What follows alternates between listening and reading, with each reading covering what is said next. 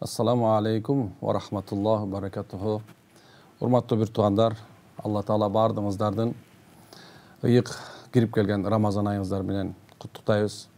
Allah Taala ulu kudretli zat bir Ramazandan ikinci Ramazanға жеткізді.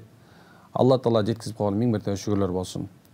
Ушул Ramazan ayında Allah Taala кандай бизге сооп, ажырларды вада кылган болсо, жана ошондой эле пайгамбарыбыз өзүнүн мубарак хадистеринде айтып кеткен осуяттарында бизге кандай кабарлар жеткизген болсо, ошол кабарлардын дагы соопчулуктарын Алла Таала баарын насип кылгандан болсун.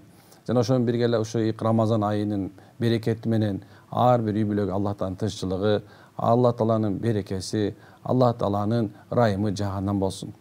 Урматтуу бир тууган, бүгүн мына ыйык Рамазан күнүнүн эң биринчи Рамазан айынын эң биринчи күнүнөн болуп эсептелет. Allah'ın elçisi Peygamberimiz sallallahu aleyhi ve sellem özünün aytkan osiyattan birinde özünün janında turgan sahabalarına karap Peygamber sallallahu aleyhi ve sellem bugün oroza ayı girip geldi. Al ötö berekeli ay. Allah Taala bul ayda sizlerge көңүл бурат, жана ал өзүнүн өзгөчө рахматтарын жаадырат. Күнөөлөрдү кечирет, дуаларды кабыл кылат. Силердин жакшылык иштериңердеги жарышууңарга карайт. Жана периштелердин алдында сыймыктанат. Ошондон Алла Таалага өзүңөрдүн жакшы амалдарын көрсөткүлө, жаман адам ушул айда да Алланын рахматын насипсиз калат деп айтып кеткен экен. Пайгамбарыбыз бекер айткан жок экен. Ороза айы кирип келди, бирок кандай десе берекелүү ай.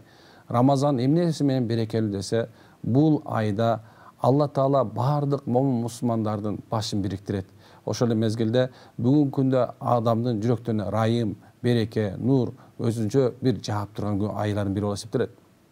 Кийин бул айда Алла Таала сиз менен бизге өзгөчө дегени бар бир акыбалыбызда Алла Таала көңүл буруп, ошол эле мезгилде субханалла өзгөчө рахматын жадырат. Өзгөчө рахмат дегенибиз Алла Таала биринчиден биздин бардык күнөөлөрдү кечирип, канча миллиондогон адамдарды тозоктон куткарып, ошондой эле ушул Рамазандын берекеси менен Алла Таала тозокко кире тургандарды дагы өз рахматы менен сактап калат. Урматтуу турган. Кийин Алла Тааланын бул айда бизге каалаган жакшылыгынын бирөөсү ушул эки, Алла Таала өзү бизден жакшылыкты күтөт. Же болбосо ушул жакшылыкты күткөн себеби ушул эки, кайсы бир жакшы амалдар кылар бекен, кандай бир жакшы амалдарды кылып өзүнүн ахиретин оңдоп калар бекен деп Алла Таала бул айда рахмат жана нур айы кылып койгон экен. Улуу аалымдар ушул айга келген мезгилде өзгөчө, ушул айга келген мезгилде көбүрөөк берешен болушуп, көбүрөөк адамдарга жакшылыктарды кылышып, ошол мезгилде көбүрөөк түнкү жана ушундай күндүзгү ибадаттарга көбүрөөк турушкан экен. Кийин пайгамбарыбыз бекер айткан жок экен, Алла Таала биздин жакшылык иштерди жарышыбызды каалайт. Мына ушу Рамазан күн айында силерден сураныш ушул эки, бардыгыңыздар жакшылыкка жарышсаңыздар. Баарыбыз жарышалы, антикен себеп канча деген бир туугандарыбыз бүгүнкү күндө биздин жакшылыгыбызга муктаж. Канча деген адамдар карыздар болуп турат. Карыз болуп калган адамдардын карызына кутулушка себепкер болсок, жана ошондой эле субханалла ооруп аткан адамдарга, ошонун операцияларына, ошол мезгилде субханалла бир муктаж болуп тургандардын бир муктаждыгын чечишке колундагы бар адамдар кирише турган болсо, ошондой эле канча деген миң деген адамдар көп убакытта ачкачылык менен кыйналып, кысталып, үйлөрүндө Алла Тааланын бир рахматы, жакшылыгы төгүлбөй калган мезгилдерде сиз менен биз келип ошолордун курсактарын тойгуза турган болсок, жана ушул нерседе жарышып 30 күн бою эч бир калтырбастан, бир да секунданы калтырбастан оюбузда жакшылык гана кылуу болгон болсо, анда кандай жакшы болор эле. Мына Алла Таала сиз менен бизге дагы бир мүмкүнчүлүк берип атат.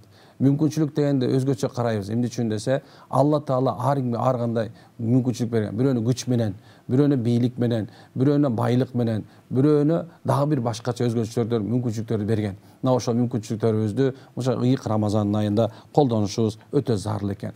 Кийин пайгамбар саллаллаху алейхи ва саллям ушул айдын өзгөчөлүгүн айтып аткан. Орозодо ар бир күнү жана түндөсү Алла Тааланын туткундары тозоктон куткарылат. Жана ар бир мусулмандын орозонун ар бир күнү жана түнүндө сөзсүз бир дуасы кабыл болот. Сөзсүз бир дуасы кабыл болот деген ушул эки, Алла Таала сиз менен бизден күтөт экен. Мисалы, кайсыл убакытта кабыл болот дешиңиздер мүмкүн. Орозонун бардык жеринде дуалар кабыл болот, бардык убакытында, бардык мезгилде кабыл болот. Бирок өзгөчө шуреки качан сиз менен биз субханалла орзо тутуп атып эртең мененки саарлык оозу жаап аткан мезгилде, ооз жаап аткан мезгилде, ошондой эле оозду ачып аткан мезгилде пайгамбарыбыз бизге өзү үйрөтүп, Аллахумма лака сумту ва бика аманту ва алейка таваккалту ва аля ризки афтарту. Ey Алла, сен үчүн орзо туттум, сага иман келтирдим, сага гана тобокел кылдым, жана сенин гана рызкың менен ооз ачып жатам деп пайгамбарыбыз өзү бизге үйрөтүп кеткен экен. Мына ушул дуаны айта турган болсок, жана ошондо дагы ушуга окшош көптөгөн дуалар бар экен. Кээбирчүлүктөрүбүз биз качан ооз ачар мезгилибизде тамакка умтулуп калабыз, чакырууларга умтулуп калабыз дагы мына таза өзү дуа кабыл боло турганда, сиз менен биздин муктаждыгыбыз чечиле турган мезгилибизде биз унутуп калабыз дуа кылганды. Бирок пайгамбар саллаллаху алейхи вассалам бизге ушул ооз ачар мезгилинде, ооз бекитер мезгилинде дуанын кабыл боло тургандыгын кабар берип кетти. Дуа деген эмне десе, бул тилек. Кимде ким Кудайдан тилеген болсо, анын тилеги берилет. Бизде кыргыз элибизде дагы деген жаштын тилегин берет. Карынын бир адам тилек кыла турган болсо, ошонун тилегин таш каптырбастан, ошону дуа кылып бата кылат элек. Кыргызда сөз бар, жамгыр менен жер көгөрөт, бата менен эл көгөрөт деген. Ошол себебинен биз ушул мезгилде колдонуп калышыбыз керек экен. Ушул мезгилде, мына ушул күнү, ушул айда өзгөчө колдонуп калышыбыз керек. Билесиздерби, көпчүлүк алымдар ушундай деп айтышкан, орозо айы келаткан 11 айга өзгөчө бир көрсөтө турган бир жол. Кимде ким орозо айында кандай жүрө турган болсо, калган 11 айда дагы ушундай акыбалда, ушундай болуп жүрөт деп айткан.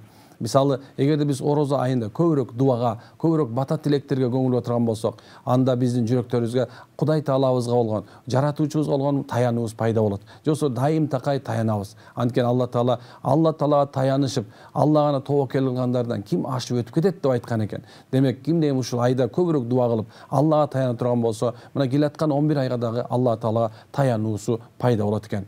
Кийин дуаларды пайгамбарыбыз өзгөчө көптөгөн дуаларды айтып кеткен. Бирок өзгөчө биз айта турган дуа ушуреки, Алла, ушу орозобузду кабыл кылгын. Анткени бул орозо бир гана сен үчүн, бир гана сообун сен бересиң деп Алладан сообунан үмүт кылып көптөгөн дуаларды кылышыбыз керек. Дуанын үлгүсү көп, бирок эң негизги, Алла, менин күнөөмдү кечир. Алла, мага жүз рахматыңды бер. Эли журтума тынччылык бер. Балдарымды өзүң райыма ал. Алла, иманды чөйрө курушка мүмкүнчүлүк бер. Иманды мамлекет болушка мүмкүнчүлүк бер деп элди журтка, бардык жами журтка дуа кыла турган болсок, өтө жакшы экен. Пайгамбар саллаллаху алейхи вассалам 3 түрдүү адамдын дуасы кайтарылбайт. Ошонун бирөөсү орзо кармоочунун ооз ачар мезгилинде дуасы деп айткан. Алымдардын көпчүлүктөрү айтат экен, пайгамбар саллаллаху алейхи вассалам адаты болгон орозонун ооз ачарынын алдында дуаны сөзсүз кабыл болгонун пайгамбар бизге айтып, ошол убакта көп дуа кылчу деди.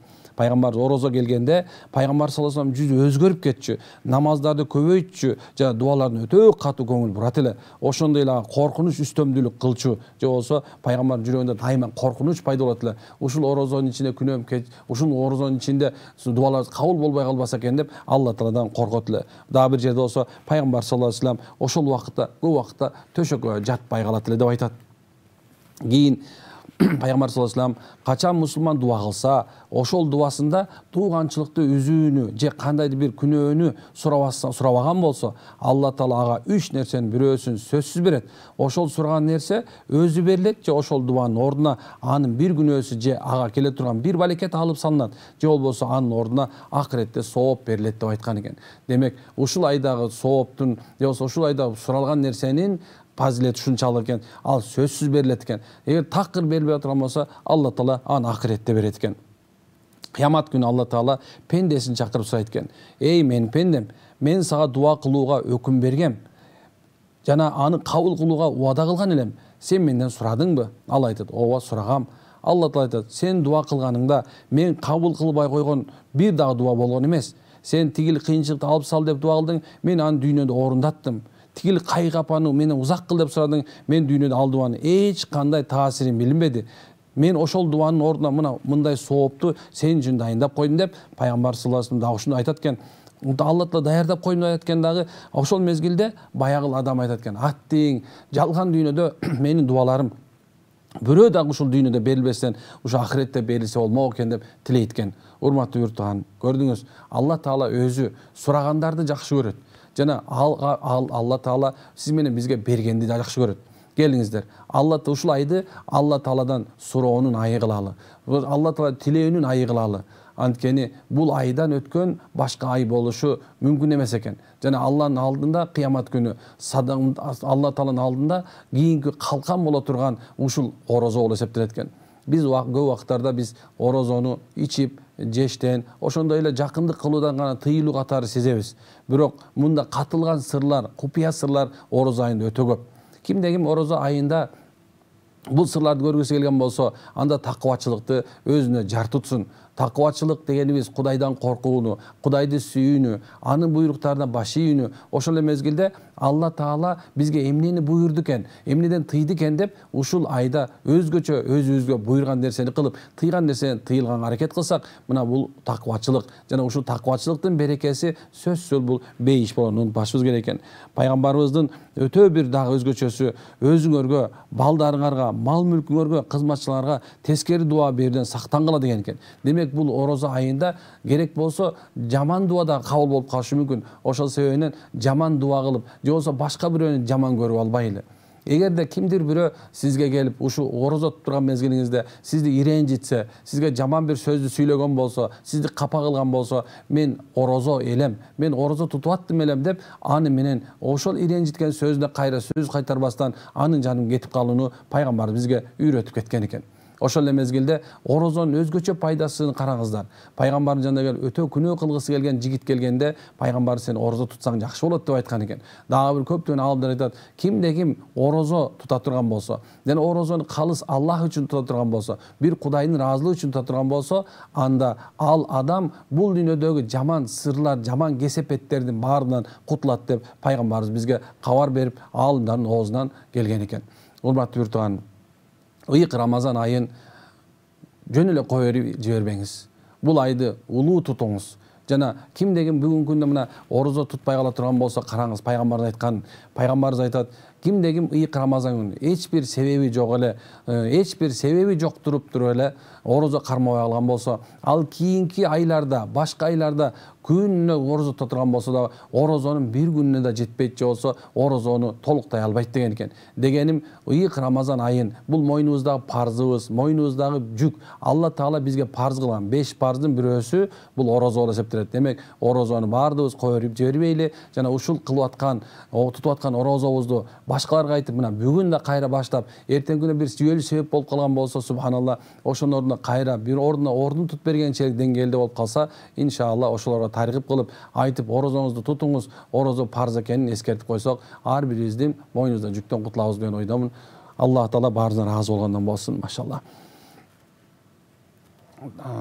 Эми кичине бир суроолор бар экен, иншалла ошол суроолорго көңүл буруп баштайт экенбиз. Урматтуу делегөчөлөр, суроолорду 0556 011 440 суроосуна жөнөтөтсүң иншалла.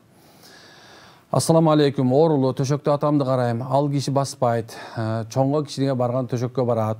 Мен атам менен кошо жүрүп кыйналып калып атам. Ошондо мен орозо кармасам болобу? Эми орозону кармаганыңыз дурус болуп эсептелет. Анткени себеп бул жүйөлүү себеп болбойт. Орозо убагында өтө бир кыйналуу деген сөз, өтө бир оор жумуш болсо, же болсо бир башка да бир нече себеби бар. Бирок сиздин орозо кармаганыңыз жакшыраак. Иншалла Алла Таала сизге, атаңызга да Кудай болсо шипа, хидаят берет. Ассаламу алейкум, урматтуу ажы. Мен сизден бир нерсе сурамакчы элем. Бирөөгө кошумча кошуп бере албай калсам, кандай болот? Карыз болуп калабызбы? Ушуну сурайын деген элем. Эми бул кыргыз элибизде биз кошумча деген нерсе аябай көп болуп кетти. Бар, ар нерсеге эле кошумча кошо беребиз. Ошон себептүү бул карыз эмес. Мисалы көп убакта ушундай суроо келгенде биз айтабыз, кимде ким сизге бир кошумча кошкон болсо, сиз тойго чакырган болсоңуз, сиз ошондо мындай чыныгы эле, сен эртең күнү мага кошумча кошпой деле кой, мен сеникине барганда эч кошумча кошпой эле коеюн, эртең күнү сиз да кыйналып, мен да кыйналбайсыз деп бир конокко чакырышкан болсо, мындай эле барганы жакшыраак да. Биз көп убактарда ушул нерсеге көңүл буруп алып атабыз. Анан мындан уруш, чалаш, жаңдал, жанагындай бир сый урмат кетип калып атат. Андай кылбасаңыз жакшы болот. Жакында төрөгүм эгиз бала төрөгүм буюрса ысымын Юсуф Yunus коеюн деген болобу? Албетте пайгамбар саллаллаху алейхи айтат, эгер силер балдарыңызды төрөлгөн болсо, аларга эң жакшы ысымдарды койгула. Алланын ысым сыпаттарынан, ошондой эле пайгамбардын аттарынан деп биз айткан. Ошондой эле пайгамбар айтат, ким деген баласына Мухаммад деп менин атымды кое турган болсо, ал дайыма берекелүү болот деген. Ассалам, мен бүгүн грипп болуп ооруп калдым, бирок сөз ооз бекитип салгам. Эчтеке болбойбу? Рахмат устаз. Иншалла Аллах шифа берсин. Сиз калыс ниетте кылыңыз. Кудай буйрса, ошо орозоңуз Алланын насиби менен бекем калат. Кечинде дарыны ичпегенди унутпаңыз. Ассаламу алейкум ва рахматуллахи ва баракату. 12 рекат тахажжуд намазын кантип окуйбуз? Өтө эле эмес жок, корко турган нерсе эмес. Куптан намаздан кийинки, мына аз таравих намаздан кийин деп да калат. Таравих намаздан кийин кече үй барганыңызда ар бир 2 рекаттан бөлүп 6 жолу намаз окуган болсоңуз 12 рекат болуп калат. Эки жака салам берүү менен кааласаңыз ортосунда дуа кылыңыз, кааласаңыз ортосунда жакшы мындай бир дуаларды кылып отуруңуз, Куран окуңуз, зикир кылып бөлүп окусаңыз болот. Саламатсызбы? Саламатчылык, орозоңуз кабыл болсун. Баарыбызды Алла кабыл кылсын. Менин кызыма 4 ай болду. Кошумча сүт тамак жейт. Бирок дагы эмзем. Орозо кармай берсем болобу? Так жооп ала албай жатам. Мүмкүн болсо жооп берсеңиз. Эгерде сиз ошол балаңызга ушундай бир зыян болуп калбаса, өзүңүзгө зыян болуп калбаса, ошо бала ооруп калбай турган болсо, орозо кармасаңыз болот. Эгер зыян жете турган болсо, анда орозоңузду бир аз мындай айткандай кое турасыз. Субханалла. Дагы суроолор болуп турган болсо, эме кылабыз. Ассаламу алейкум урматтуу ажы. Орозодо ооз бекиткенде же ооз ачарда даарат алыш парызбы? Жок. Орозодо ооз бекиткенде же ооз ачарда даарат шарт эмес. Ошону бирге эле билесиздер, ооз бекиткенден кийин дааратыңызды алып багымдат окуш керек болот. Ошондой эле ооз ачкандан кийин дагы даарат алып шам намаз окуш керек болот. Намазга даарат шарт болуп эсептелет. Орозо шарт эмес. Мен орозо кармадым, буйрса биринчи жолу намазды кагаздан окуп турсам болобу үйрөнгүчө? Болот. Алла ыраазы болсун. Орозоңузду да кабыл кылсын. Кудайым ушу менен 5 ман намазга жыгып, сизди дайым такай Алла Тааланын буйруктан аткарып жүргөн пенделерден кылган болсун. Саламатсызбы? Жөтөлүп жаткам. Ооздон какырчса ооз ачылбайбы? Жок. Ооздон чыкса ачылбайт. Негизинде өзү билесиздер, орозо бузула турган 3 нерсе бар. Биринчи ичиш, жеш, ошол жерде эркек мамиле, эркектин ортосунда мамиле кылыш. Эң негизи мына ушул экенин тыйылсаңыз жакшы болот. Ассаламу алейкум, боюмда бар, орозо тутсам болобу? Эгерде сиз ошол өзүңүздүн врачыңыз менен кабарлашасыз, эгерде сизде гемоглобин жанадан башка оорунса балаңыз менен жыгылып кала турган болсоңуз, анда врачыңыз тыя турган болсо, анда быйылкысын кармабай тура турасыз. Ассаламу алейкум, боюмда бар. Аял күйөөсү кошулгандан кийин гусул алыш керекпи же даарат менен жүрө берсе болобу? Албетте, субханалла, бул өтө чоң маанилүү маселе. Эркек менен аял киши өзү эркек менен аял мамиле кыла турган болсо, анын ортосунда тынык болуп кайра кошулуу мүмкүн болуп турган болсо, анда ортосунда тазаланыш шарт болуп эсептелет. Андан кийинси намазга турар алдында гусул алып койсо жетиштүү болот, бир жолу эле. 2 рекат намаз окуп токтобой салават айтса, эс тутуму жакшы болот деп уккам. Ал кайсы намаз? Ушул туура айтып берип кое аласызбы? Ар бир намазда окугандан кийин салават негизинде ичинде окулат, бирок салаваттын фазилети өтө көп. Кайсы салават экенин билбейм, бирок салават ким деген пайгамбар саллаллаху алейхи көптөгөн салаваттарды айтып жүрө турган болсо, ал пайгамбардын саллаллаху алейхи шапаатына ээ болот. Ошондой эле кыямат күнү Алла Тааланын пайгамбардын шапааты бул дүйнөдө болсо пайгамбардын саллаллаху ээ болот. Азирет Алиден келген көптөгөн риваяттар бар бул жөнүндө. Салават көп айта бериңиз иншалла. Ассаламу алейкум устаз, орозо убагында даарат алууда мурунга оозго суу киргиз кандай болот? Орозо убагында мындай этияттап койгонуңуз дурус болот. Этияттап даарат алып атканыңызда дагы этияттап даарат эме кыласыздар. Даарат аласыздар. Ассаламу алейкум устаз, орозоңуз кабыл болсун. Амин. Ва алейкум салам. Менин 1 жаш 3 ай болду, балам бар. Орозо кармасам болот, тамак аш жейт. Эгерде оорчулук келбей турган болсо, кармаганыңыз десе дурус жана жакшы эсептелет иншалла. Эгерде балаңыз тамак жеп, кошумча ошол мезгилде сизге оорчулук келтирбеген болсо, бала оор келбесе болот иншалла. Саламатсызбы? Орозо учурунда дарома көрсө болобу? Драма мененче, дарома. Бул суроо немеси белгиси болот. Эми балким кинонун драмабы, же болбосо дагы бир нерсеби? Орозо учурунда субханалла бар нерсени кылса болот, окат кылса да болот, китеп окуса болот, жатса болот, намаз окуса болот, уктаса болот. Анын баары ибадат болуп эсептелет. Анан бирок бош убакытка өткөзүп, кээ бирлер кино көрүп, өтүргөндө Куран окуңуздар, зикир кылыңыздар, жана айтып аткандай орозонун баалыгын жоготуп жибериңиздер. мен былтыр ооруп 15 күн кармай калгам, карыз болуп эсептелет. Ооба, карыз болуп эсептелет, күнүнө күн тутуп беришиңиз керек болот. Ошол карыз боюнча мойнуңузда жүк дагы эле. Бирок ошо орозону бүткөндөн кийин иншалла эме кыласыздар, жооптойсуздар. Билесиздер, аял кишилер ооруганда намаздын казасын окубайт, бирок орозонун казасын тутуп бериши шарт. Ассаламу алейкум. Эркек эгиз балдарым аты Умар Усман койсо болот. Албетте субханалла, эң жакшы сахабалардын аттары койсоңуздар жакшы жана пайдалуу болот. Анткени баланын атына жараша заты болоорун унутпашыбыз керек экен. Ассаламу алейкум. Али Нур деген аттын мааниси кандай? Негизинде ушу Али Нур деген атты көп коюп атышат, бирок Али деп айтканыңарды жактырат элем. Анткени Али Нур деп шиалардын өзгөчө бир тобу бар. Ошо Алини кудай катары көргөн, ошолор Али Нур дешип айтышат. Анан бул жактырылбаган аттардан, бирок Али деп койсоңуз жакшы болот иншалла. Оозду 10-15 мурун эртерээк бекитсе болобу? Болот, бирок пайгамбарыбыз саллаллаху алейхи вассалам айтат, ооз бекитерде шашпагыла, ооз ачаарда тезирээк ачкыла деген. Ошон үчүн шашпай өзүнүн убагына келгенде бекитсеңиз өтө сонун болот деп ойлойм. Саламатсызбы? Кыздарга арналган жакшы ысымдарды айта кетесизби? Сиздин сунушуңуз. Кыздарга өтө көп аттар бар. Мисалы алса, пайгамбарыбыздын Уммул Муъминин, момундардын энеси болгон Айша энебиздин, ошондой пайгамбарыбыздын Фатиманын, ошондой эле Зухра, Захра, көптөгөн аттар бар. Мен айтат элем, субхан, ошол жакшы такыба аялдардын аттарын койгонуңуз, сахаба аялдардыкын койгуңуздар. Ошондой эле баягы мааниси өтө терең болгон аттарды койсоңор кыздарга жакшы болот. Ассаламу алейкум. Мен больницада жатам. Орозо тутсам болобу? Эми сиз больницадан чыккандан кийин тутуңуз. Эгерде ошол больницада субханалла врачтар дарыларды бериш керек болот, сиз азыр үзүр ээси болуп эсептелесиз. Дагы бир суроо, кечирим сурайм. Ооз бекитерде биринчи суу ичип туруп, анан кийин дуба кылабы? Жок. Ооз бекитерде тамак ичип бүтөсүз, болду, оозуңузду чайкап эле баягы тазалангандай болуп туруп, андан кийин ооз дуба кылып, өзүңүз ооз бекитересиз. Мындай айтканда, навайтана сума саума шахр рамазан минал фажр ал магриб халисана таала. Мындай айтканда, мен ниет кылдым орозо тутушка, күн чыккандан күн батканга чейин калса Аллах үчүн деп дуа кылып коесуз, болду. Ассалам, канча жаштан орозо тутат?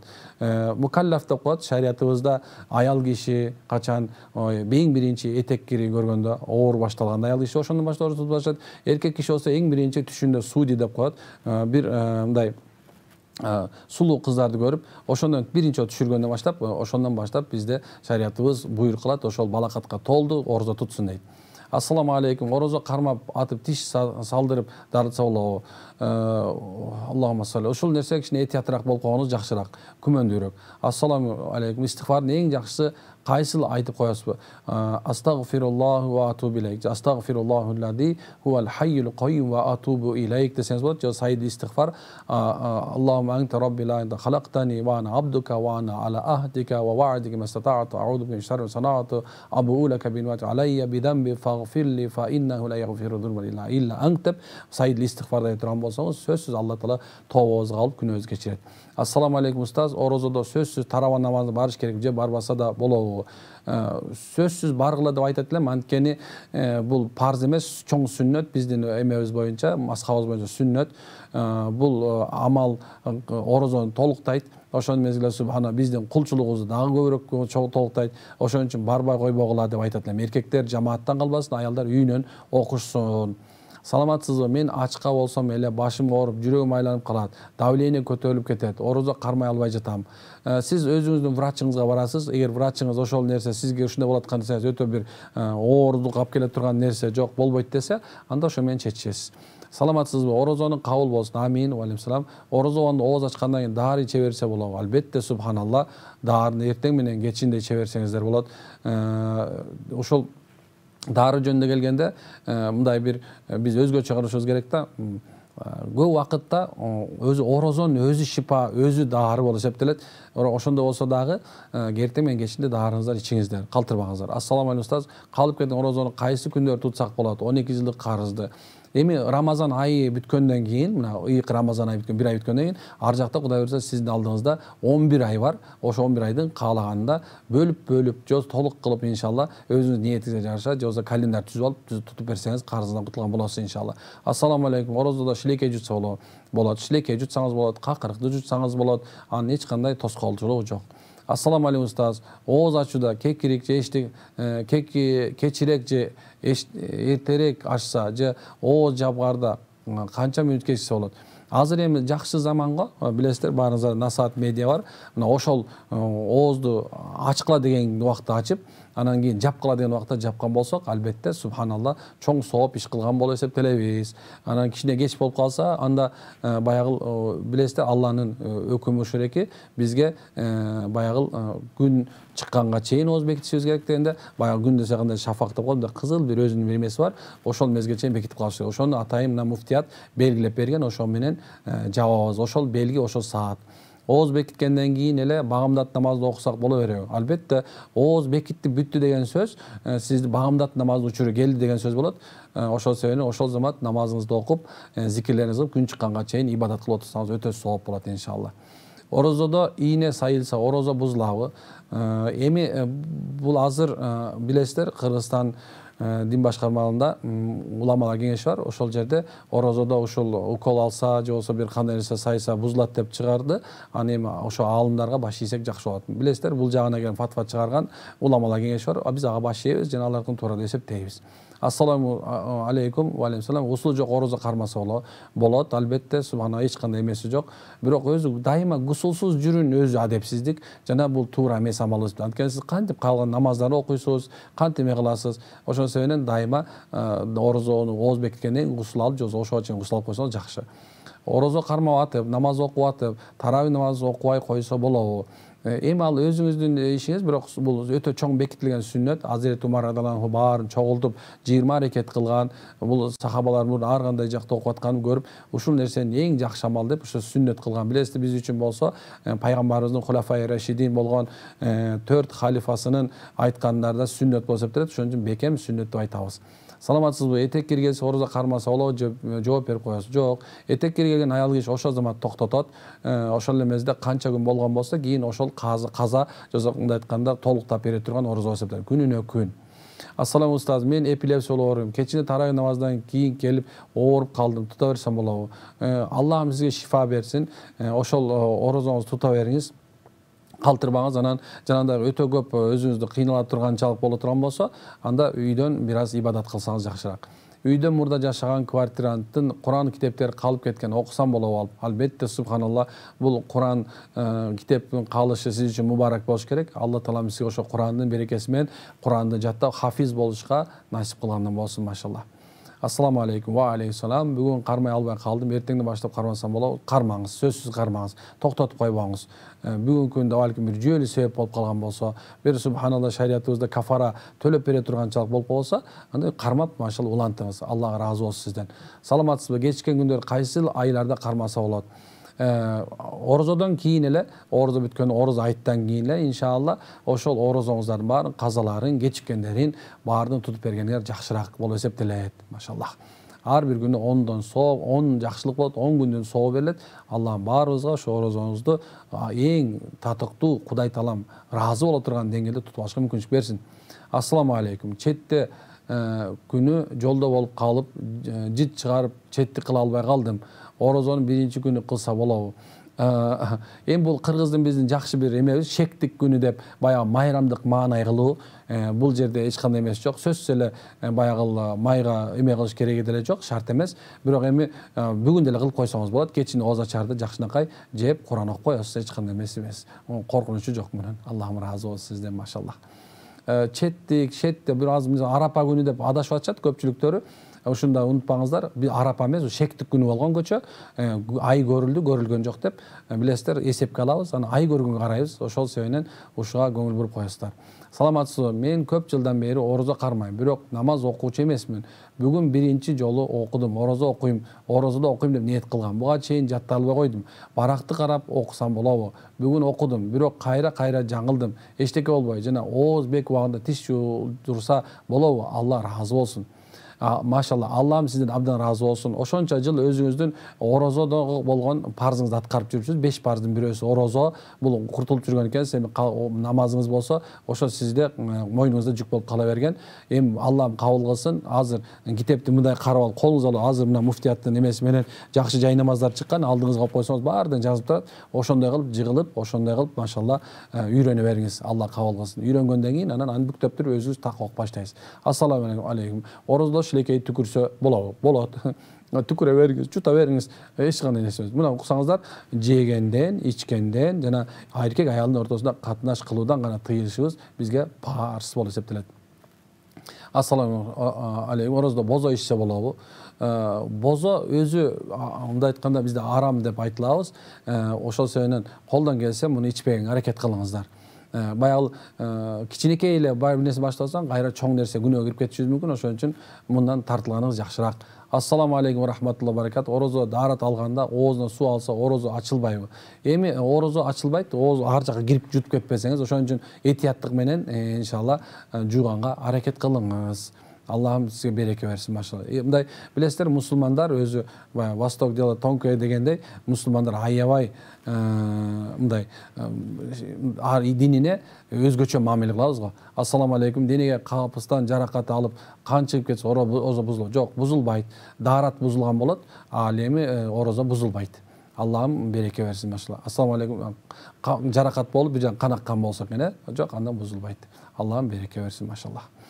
Менин этек кирим келип жаткан, бирок билбей орозо кармадым. Ооз бекитип, эмне кылам? Ачылабы? Азыртан эле ачып кое бериңиз. Сизге мында кечке чейин орозо болуп жүрүш шарт эмес. Тамагыңызды ичип, кадимкидей өзүңүздүн амалыңызды кылыңыз. Качан иншалла Кудайым буйрса, Алла берген бир берекеттүү күндөрүңүз кеткенден кийин, Алла таала ушу менен күнөөңүздү кечирген акыбалында ары кете берсеңиз болот.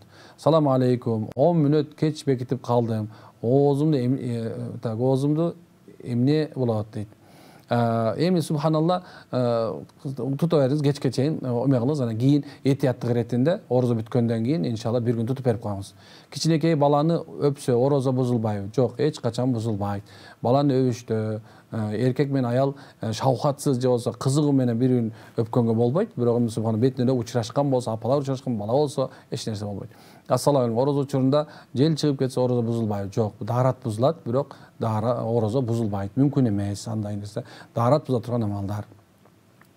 Орозо өзгөчө бир нур айдын бири эсептелет. Орозо айы ошол себептен этияттык менен мына ошол суроо келип атканда кээ бирлериңиздер бул эмне деген суроону көрүп атат, бул эмне дегенди ойлобоңуздар. Анткени бул ошол өзүнүн ибадатына болгон кам көрүү болуп эсептелип атат. Аллахым ыраазы болсун.